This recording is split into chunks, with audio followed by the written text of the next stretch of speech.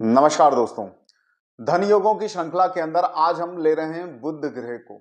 बुध ऐसे कौन से वो योग बनाता है आपकी जन्म कुंडली के अंदर, अगर वो आपकी जन्म कुंडली के अंदर स्थित हो तब ये मान के चलिए कि बुध की जब दशा आएगी, अंतरदशा आएगी, तब बुध आपके जीवन में धन, वैभव, संपत्ति का उदय कर देगा।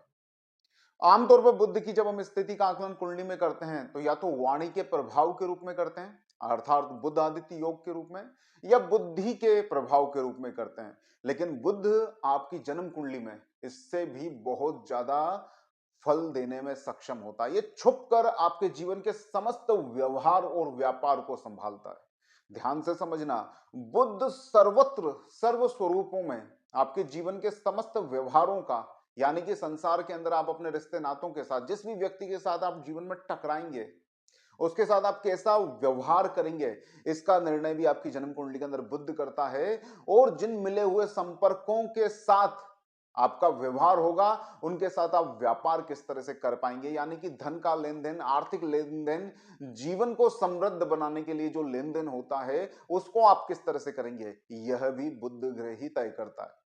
इसलिए मेरे मानने में आज भले ही मैं इसको लेकर 5वें पड़ाव में आया हूं, लेकिन मुझे लगता है बुध वह पहला ग्रह है जो आपके जीवन में आपकी स्थिति का कारण बनता है। आप देखिए ना, सूर्य के प्राकट्यकरण के बाद अगर हम मानते हैं हमारे सौर मंडल का उदय सूर्य के साथ होता है, तो सूर्य के उदय, सूर्य के प्रकट होने के बाद जो सबसे पहला ग्रह उसके परिवार के विस्तार में आता है तो वो है बुध। बुध के बाद ही वासना का उदय होता है, वासना के बाद ही मन का उदय होता है, और मन के बाद ही बल का उदय होता है, उसके बाद ज्ञान है, उसके बाद कर्म है। यह सौर परिवार के अंदर जो प्रथम विस्तार है वो बुध के द्वारा ही होता है। तो एक्चुअल में जो स्थिति बनाता है ना आपकी इस धरती पे, इस धरा पर, इस ब्रह्मांड में, वह है बुध। और वह स्थिति आपकी संपत्ति, समृद्धि और धन से बनती है। तो वो कौन से योग हैं जो आपकी जन्म कुंडली में अगर स्थित हों तब आप माने कि बुध ग्रह की दशा अंतरदशा आपको धनवान बनाएगी, ऐश्वर्यवान बनाएगी, संपत्ति और समृद्धि प्रदान करेगी। उन योगों की चर्चा इस वीडियो में करते हैं, तो इस वीडियो को अंत तक जरूर देखिएगा और इन योगों को अपनी कुंडली में ढूंढने की कोशिश कीजिएगा। अगर ये आपकी कुंडली में आपको मिलते हैं तो बुध की अंतरदशा और दशा आपके जीवन में कमाल कर देगी। जैसा कि आप सभी जानते हैं कि मैं इन धन योगों की श्रृंखला में मात्र उन योगों की चर्चा करता हूं जो मेरे अनुभव के अनुसार सटीक हैं। इसमें भी मैं बुध ग्रह के उन योगों की चर्चा करूंगा जो मैंने देखा है, मैंने पाया है, मैंने जो अध्ययन किया है लोगों की जन्म कुंडलियों का और उनके जीवन में उनके प्रभाव का, उसके अनुसार जो सटीक बुध के द्वारा निर्मित योग मुझे मिले हैं वह मैं इस वीडियो में बताऊंगा। इसके अलावा भी शास्त्रों में बहुत सारे बुध द्वारा निर्मित धन योग दिए गए हैं और वह भी फलित होते होंगे, लेकिन मैं यहां पर उन योगों की चर्चा कर रहा हूं जो मुझे लगता है अगर आपकी जन्म कुंडली में हैं तो आपके जीवन में बुध की दशा अंतरदशा आने पर आपको धन, संपत्ति और समृद्धि देंगे। जो पहला योग है वो बिल्कुल सिंपल है, बिल्कुल सरल है। उसको आप जाकर देखिए अपनी कुंडली के अंदर। सबसे पहले अगर आपकी जन्म कुंडली के अंदर बुध निश्चल है, अर्थात बुध ग्रह आपकी कुंडली के अंदर नीच राशि में नहीं है, अस्त नहीं हुआ है सूर्य के द्वारा, वक्रत्व उसने धारण नहीं किया है, कहीं से भी मंगल की चतुर्थ, अष्टम या सप्तम दृष्टि नहीं पड़ रही है, और इसी तरह से शनि की दृष्टि से भी सर्वथा रहित है। अर्थात शनि भी ना तो तीसरी दृष्टि से, ना सातवीं दृष्टि से, ना 10वीं दृष्टि से बुध को पीड़ित कर रहा है। एवं यह बुध ग्रह आपकी जन्म कुंडली के अंदर मुख्य रूप से अष्टम स्थान को त्याग कर यहां पर षष्टम में भी होगा तब भी आपको शुभ फलित हो जाएगा, अगर मेरे बताए अनुसार वो निश्चल है। तो अगर ऐसा बुध आपकी जन्म कुंडली में स्थित है तो यथासंभव उसकी दशा अंतरदशा आपके लिए शुभ ही रहने वाली है। वह आपको आपके जीवन के अंदर समस्त व्यवहार और व्यापार के अंदर, इसमें नौकरी भी हो सकती है और जो आप व्यापार समझते हैं वो भी हो सकता है। ऐसा बुध अपनी दशा अंतरदशा के अंदर आपको जीवन के अंदर समृद्धि और आपके समस्त व्यापार के अंदर आपको सफलता देगा। यह सबसे सरलतम योग है, इसमें बुध का निश्चल होना जरूरी है।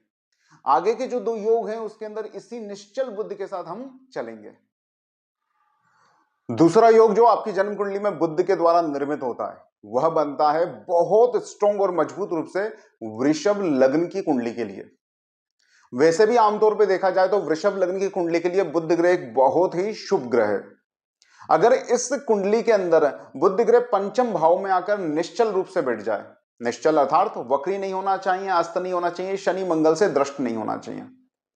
अगर ऐसा हो, निश्चल बुध वृषभ लग्न की कुंडली के अंदर पंचम भाव में कन्या राशि में उच्च का होकर बैठ जाए, तब यह बुध ग्रह अपनी दशा अंतरदशा के अंदर व्यक्ति के पूर्व जन्म में जो उसने शुभ कर्म किए हुए हैं या अपने प्रारब्ध में जो भी वो शुभत्व लिखा कर लाया है, वो बुध ग्रह अपनी महादशा के अंदर संपूर्ण रूप से उसको प्रदान कर देगा। उसके जीवन में संपत्ति और समृद्धि को अनायास ही इकट्ठा करने लगेगा। उसके समस्त प्रयास जो उसके व्यापार के अंदर, वो जीवन के अंदर अपने स्वार्थ को पूर्ति करने के लिए जो भी वो प्रयास कर रहा है, अचानक से और ज्यादा गुना रूप से मल्टीप्लाई होकर उसके जीवन में फलित होने लगेंगे।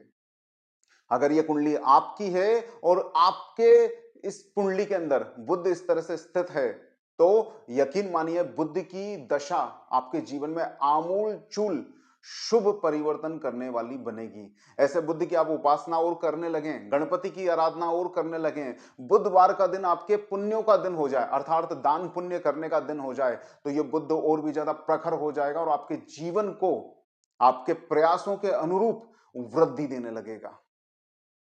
तीसरे तरह का धन योग जो बुध ग्रह आपकी जन्म कुंडली में बनाता है, वह बनाता है तुला लग्न में और मीन लग्न में।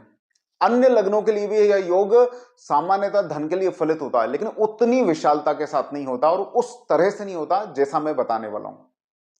तो मीन लग्न हो या तुला लग्न हो और बुध ग्रह शुक्र के साथ युति बना के द्वादश भाव में स्थित हो, तो ऐसे जन्म कुंडली वाले जातकों को ये दोनों ग्रह मिलके अपने जन्म स्थान से दूर तक ले जाते हैं। अगर ये लोग व्यापारी होते हैं तो इनके व्यापार का जो एक्सपांसन है वो स्वदेश से दूर दूर के देशों तक हो जाता है। और अगर छोटे स्तर पे व्यापार करते हैं, बहुत ज्यादा इनके अंदर ख्वाहिशें नहीं होती, तो अपनी सिटी से दूसरे शहरों तक इनका वर्चस्व फैलने लगता है, यश और ऐश्वर्य इनके पास आने लगता है।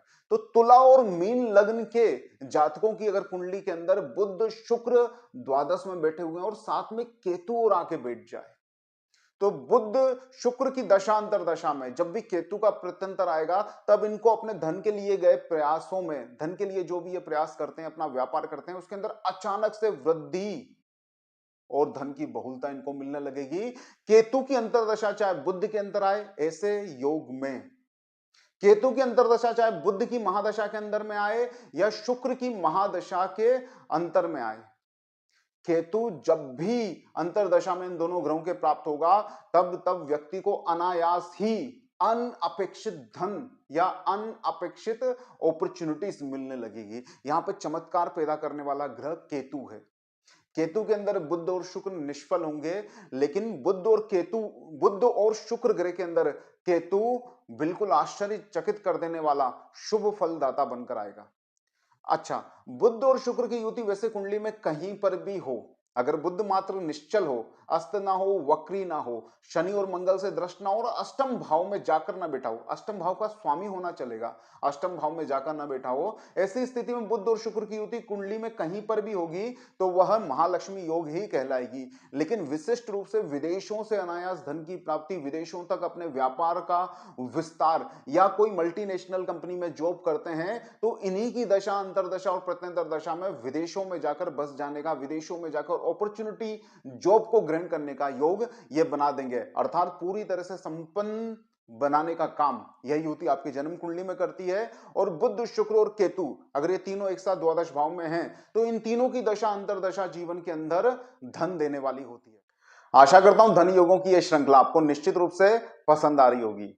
इस वीडियो को लाइक जरूर कीजिएगा और अपने उन मित्रों को शेयर कर दीजिए जो अपने जीवन में धन को खोज रहे हैं। हो सकता है उनके जीवन के अंदर, उनकी जन्म कुंडली के अंदर ये योग बनते हों और इससे वो लाभान्वित हो सकें।